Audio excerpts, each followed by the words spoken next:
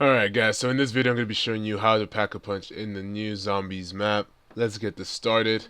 Alright guys, so assuming you already know how to get the first item to even start the pack-a-punch sequences, you will have to come over here into your little monster form and electrocute the generator on the crane. It will cause the crane to move, drop this box, and you'll pick up the lawyer's pen. It'll be nice. You need this thing to activate the sacrifice from the magician's little sacrificial area thing. I don't really know how to describe this place, but I'm going to show you how to get there right now. So basically what you want to do is you want to transform into the monster, become the beast, and you're going to want to aim to where you just came out of spawn. This is right out of spawn. You just look up and there's like this little crane you can just attach to with your tentacles. I don't know why this is very tentacle themed, but yeah, you basically want to do that. Look around for the generator. There is electrocuted, and you will open a stairway so where it can be easy access to the lawyer's room, or the magician's room. Is it the lawyer? No, it's the magician's room, but he's sacrificing the lawyer or something like that. And you need to do this. This is the only way up here as a human. You need to do this so you can go in there and activate the sacrifice ritual. Now, what I recommend you guys do is you do this as fast as possible.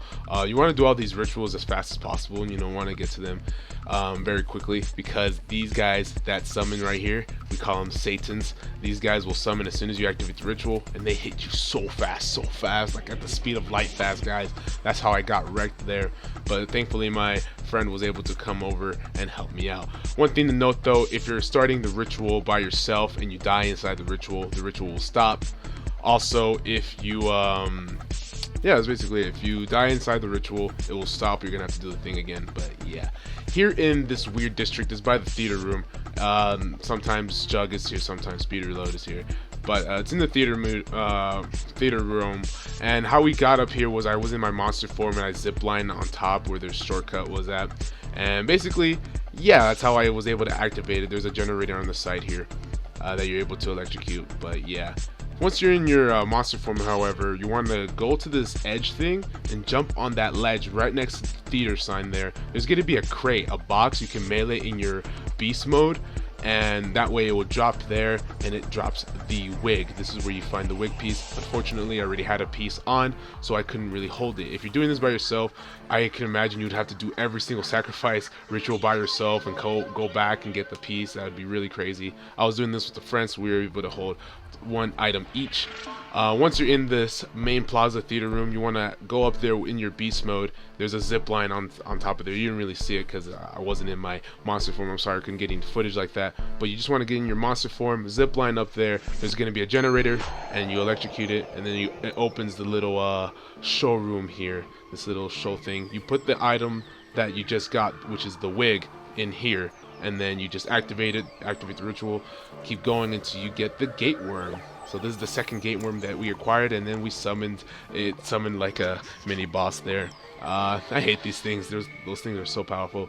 But yeah, keep in mind you can only hold one gate worm and one item per character, so doing this with 4 people is more effective, I guess, because they can all hold their items, and you're gonna have to go back for those items later if you don't have 4 people. But here you want to keep this area in mind. That little vent thing is going to come in handy right now, so you're going to want to go in your monster form all the way down this alley, and towards the left there's that little symbol there. You want to go in there in your monster form, electrocute the generator, go back to that vent and break the vent in your monster form so you can get the badge. The badge is going to be useful for this little section right here inside the hotel.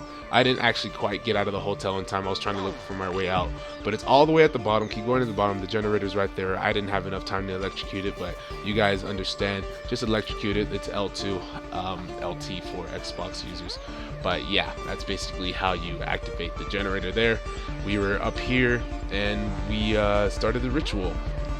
This is probably one of the hardest places to do the ritual at, right next to the boxing arena, because it's really confined together. Like, it's a little claustrophobic in here.